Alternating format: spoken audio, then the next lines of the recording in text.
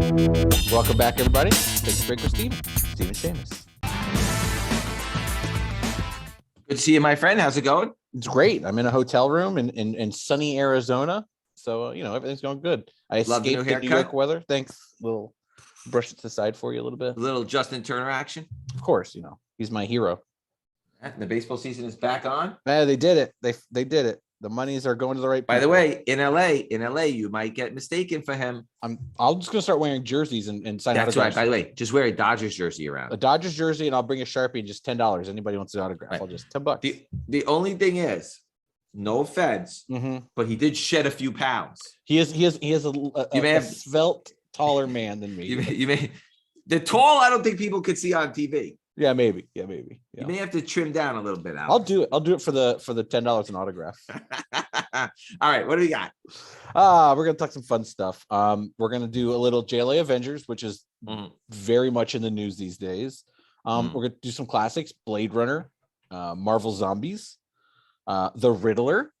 I don't think we've ever talked about The Riddler, and Futurama, one of my favorite TV shows. Great. Yeah, a lot of fun stuff today. It's going to start out on a little bit of a somber note. Yes. So let's talk about JLA Avengers. Yes. So the soft cover is coming out. It's out. Allocated. There's only 7,000 printed. If your store got some, great. Good luck. The scalpers, I think you're scooping them up and trying to flip them, which is sad. Hopefully some of them gives that money to Hero Initiative, but all the money that Hero Initiative wanted out of that 7,000 print run, at least they got that. Yeah, so why don't you talk a little bit about George Perez and what's going on with him and the JLA Avengers Hero Initiative? Yeah, I mean, Hero Initiative reprinted a book that Marvel and DC almost refused to print, which would be a perennial easy book to sell in every store. It's an evergreen book. JLA Avengers, George Perez, Kurt Busiek, easy book. Hero Initiative printed 7,000 to help George Perez and his family raise some money because he's in hospice. He's not doing so hot, and everybody needs money. Yeah, and sadly, I did send in some books for the signing. Originally, they said they were going to try to get George to do it at home, right. But ultimately that didn't work out. He's in hospice, so I guess he's sort of resigned himself, and he's spending his last time with family, which I guess is the way to do it. His situation, his story, the spotlight that it's shown on it, this is probably his best work in terms of his artistic pinnacle, has caused a resurgence for these books, even the original books. So we'll talk a little bit about those. So JLA Avengers #1 came out in September of 2003. It's hard to believe it's 19 years ago already. They are, it's 2 books. It's $500 for a set. CGC Signature Series is also about they're about $500 per book on the Signature Series. Obviously, with George Perez Signature Series, at this point, whatever is available is what's going to be available. Yep. So people are pricing those books accordingly. There are 481 Blue Label 9/8s. There are 19 9.9s. Wow. And there are actually there's 2 10.0s. And there are 134 Signature Series 9/8s. So it's got Kurt Busiek's story and George Perez. They worked together a lot over the years. The slipcase edition is selling for $700. Yeah. And the trade paperback is selling for $300 to $400. So all the books are selling for crazy. Yep. Okay. So what do we got? So let's we'll it's very sad with George. So now we're going to sort of move on to sort of more popular and happier things. Yes. Yeah, let's talk Blade Runner. So again, light. You're talking about 80s nostalgia. These books are picking up. I think what's starting to happen is people are doing what they did in sports card world, Alex, is they're starting to look for low pop books, nostalgia books from the 70s, 80s, 90s, books that remind them from when they were younger or kids. Totally. And I do talk to a lot of collectors, and they're saying the same thing. You're hearing it over and over again. It's all about the pop report, right? The likelihood of more 9/8s, 9/6s popping up are very, very small. And these pops are really, really low. Yep. So, I mean, you could talk a little bit about the Blade Runner film and its impact on cinema because back in 1982, that was a huge, huge, impactful film. Yes. Yeah. I mean, this is a movie that, when you talk about like director's cuts, this is where that's from. The Blade Runner director's cut is, much different than the original movie. Very, very widely loved by film people all over the place. And again, Harrison Ford in his prime, futuristic noir, like there's so many things with this movie.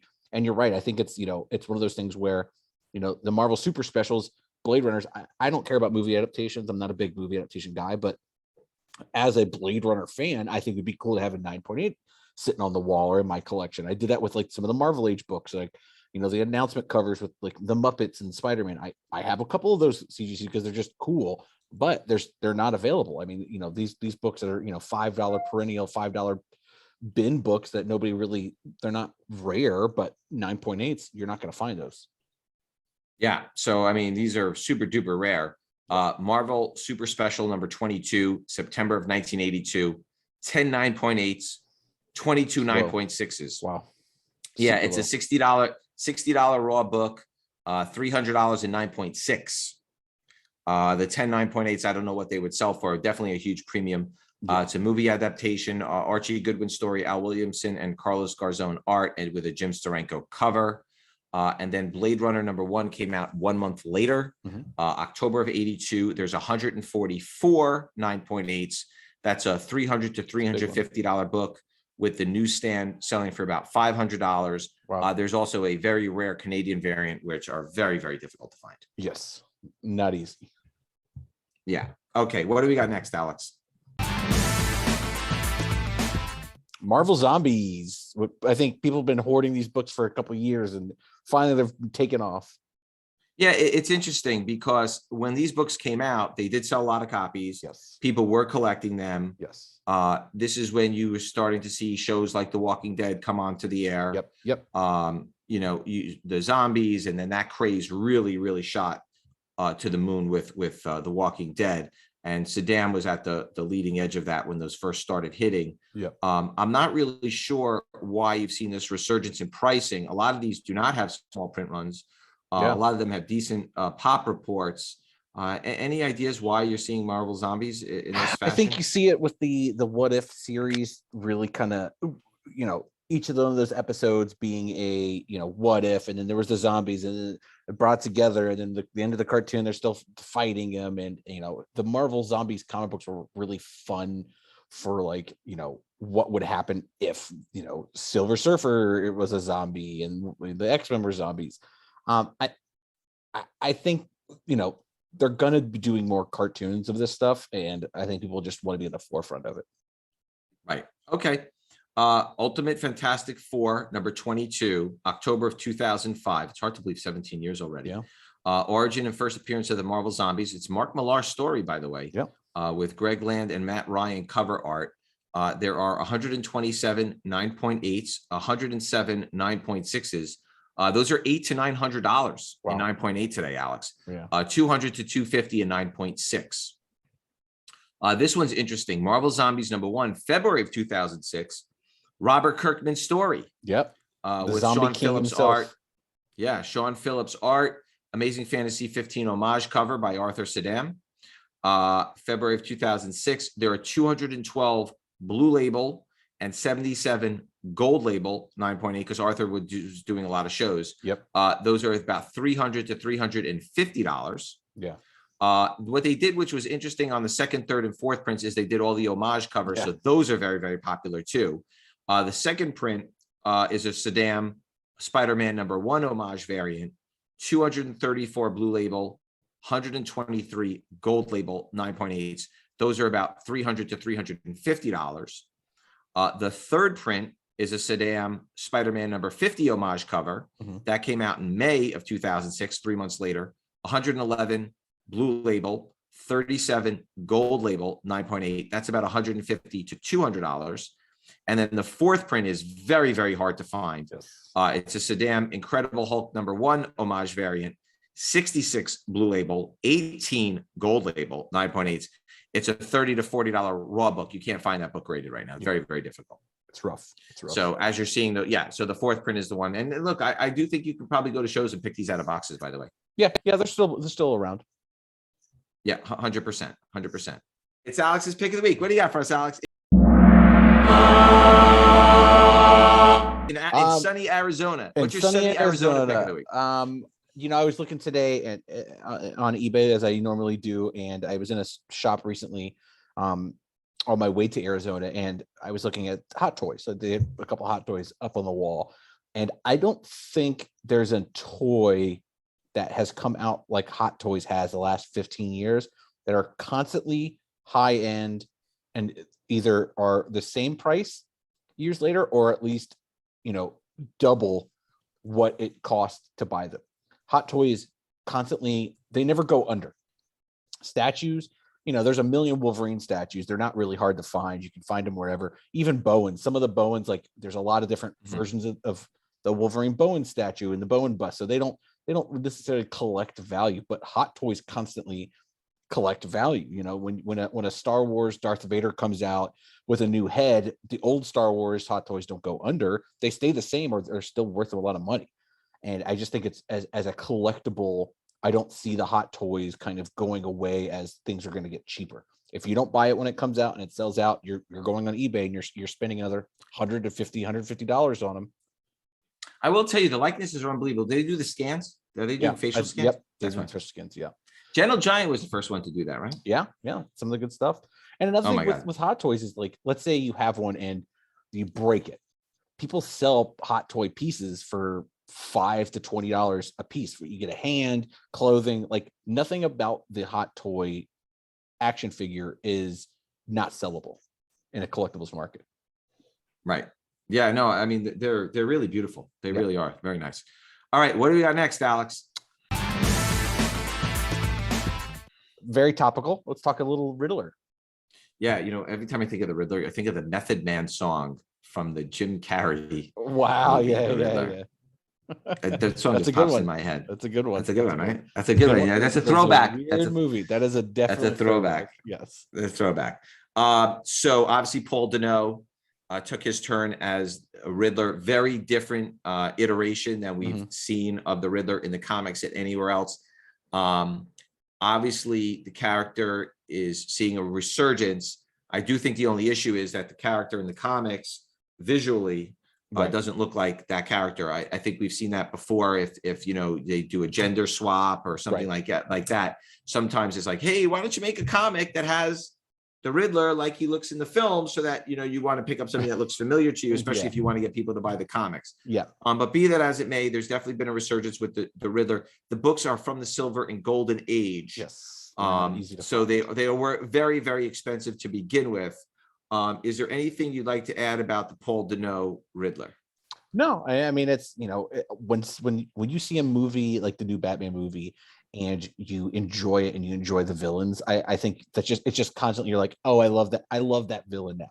Let me go read about it. Let me get all the first appearances. Let me get a trade. I mean, Joker's always been popular, but I think with Heath Ledger and the last Joker movie really just took that character to the next limits. And then that's why we're seeing a lot of people like being into more of the Joker comics and stuff like that. Yeah. I think you definitely don't want to see another iteration of the Joker at this point, because you've got them swirling around in your head. So much, and then Colin Farrell, obviously, as the Penguin was tremendous. He did a very, very good job. Okay, so we're going to focus on a few Riddler books that we think are more important than the others that we stood out, because obviously the Golden Age ones, the Silver Age ones, are very, very expensive. Yes. So there's not much to talk about there. So Batman number 171, May of 1965, first Silver Age appearance of the Riddler.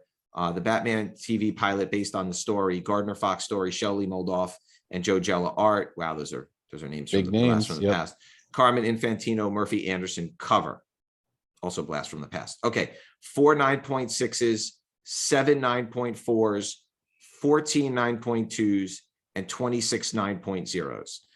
Very, very difficult and high grade. A 5.0 is about $1,300. Wow. A 7.0 is about $2,400 to $2,500. So you're really looking at an off-white to white, maybe a white copy, 6.5, 7, maybe not too much fraying or damage, visually, a complete book. That's what you're really looking for.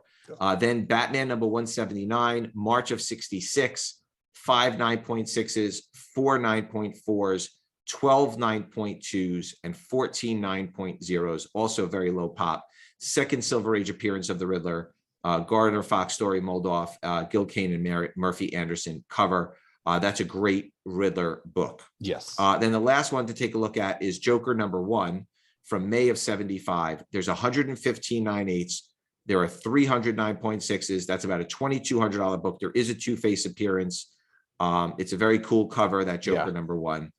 Catwoman, Riddler, and Penguin are on the cover.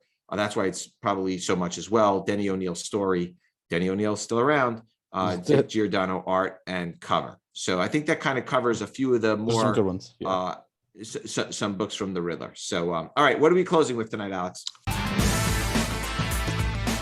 Futurama coming back again for the 3rd or 4th iteration, but back in the news. So that means the comics are going to get hot. Yeah, again, another book from the 2000s, another nostalgia book, starting to heat up a little bit.